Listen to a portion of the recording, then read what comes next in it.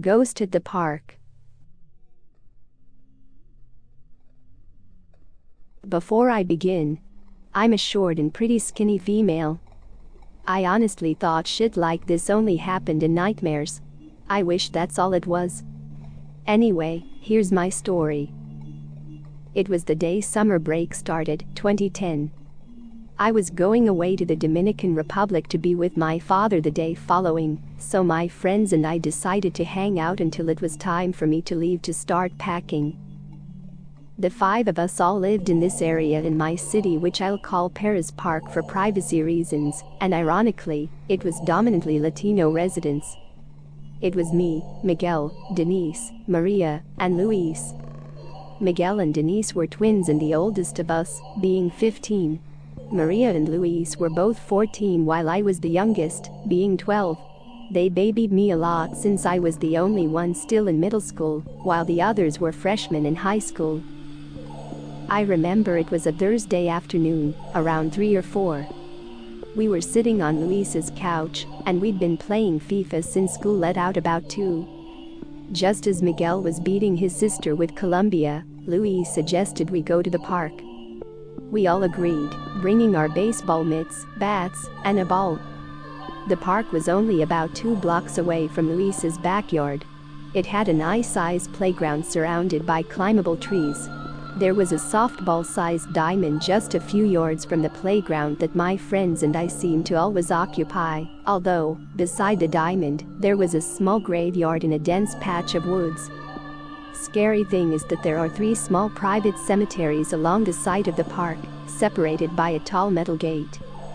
We tend to ignore it a lot since you can't really see it unless you try to. We start our little game. We played about 2 innings, going into another one when Maria, being the most daring, says with an evil smirk on her face, "Hey, let's hop that fence to the graveyard," she says. Miguel and Denise looked at her like she was out of her mind. "Are you crazy? What if an undertaker is walking around and we get caught?" Miguel said.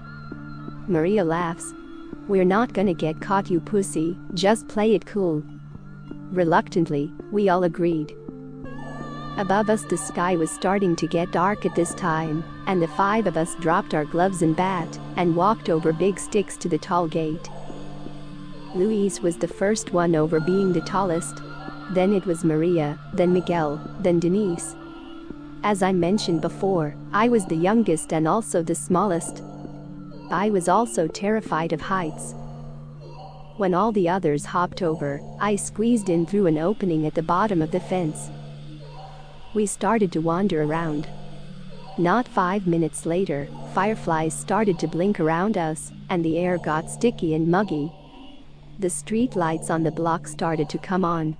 None lit the graveyard, but we still played around, catching the bugs and putting them on each other. I, being the daring, idiotic kid I was, would do front flips off of gravestones. I know, it was wrong, but we were considered troublemakers in our neighborhood. I checked my watch, widening my eyes. "Hey guys, it's getting late. My papa is waiting for me." Maria sucked her teeth in disapproval. "Come on AJ, just 5 more minutes, we're having so much fun." I shrugged, not really wanting to leave anyway. Although I wish we did.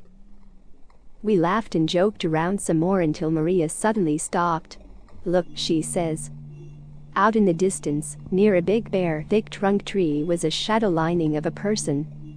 From where we were we couldn't tell the gender or age or anything really. I tried standing up on a flatter tombstone to see if I could get a better look.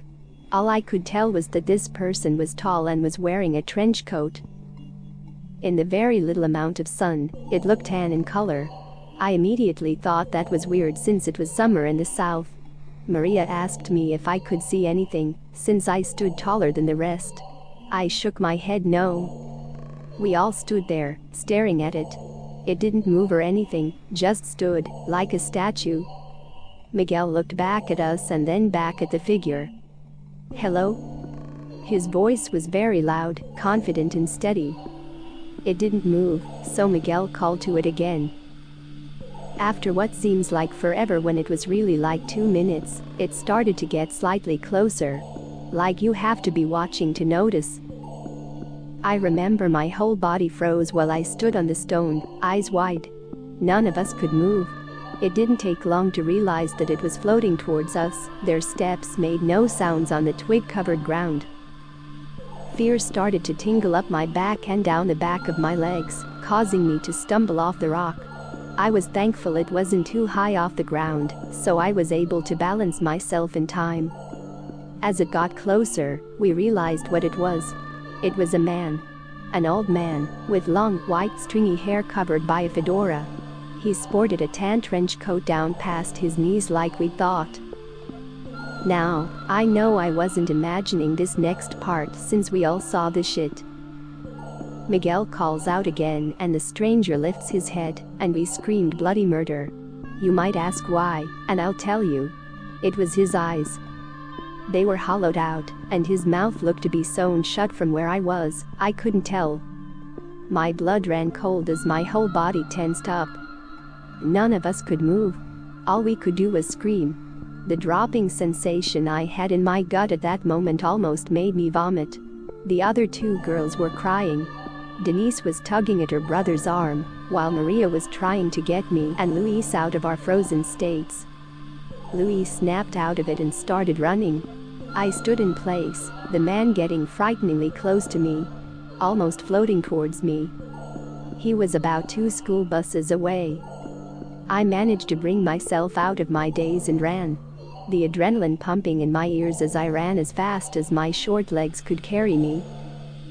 Luis, Maria, Denise, and Miguel hopped over the fence in record time, while I was having a hard time getting through the bottom opening. I screamed please to my friends who abandoned me at the fence. I had half my body through when my shirt got caught in a broken, sharp part of the gate. Then I felt an ice-cold breeze hit my barely covered legs, and it made me panic more. It was my current life goal to get the fuck out of there. Out of the corner of my eye, I saw the man getting closer, arm out by his side. I kicked my legs, basically dog paddling out of the opening. I start crying, screaming at the top of my lungs. Suddenly, I feel hands grab my arms and pull me hard. I slip out of the gate, ripping my shirt badly in the process. I threw up from utter fear and panic before looking up at who grabbed me in time. It was Miguel. I glanced back seeing nothing. I looked back up at Miguel and swung curses at him and the others for leaving me. He just kept his eyes on the darkness. We all ran to Luis's house, and Miguel and his sisters and parents drove me home, since it was too dark to walk, and we were paranoid as fuck.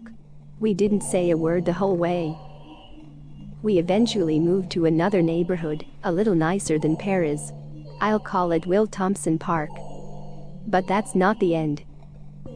About a week ago, Denise messaged me on Facebook Messenger and asked me how I was, since we haven't spoken much since she graduated high school. We texted back and forth for a few minutes before she video called me. Miguel was behind her, greeting me by calling me Baja, which means shorty in Spanish. We talked for a while, catching up and reminiscing about our days back in Paris. Then, suddenly, Miguel's face paled.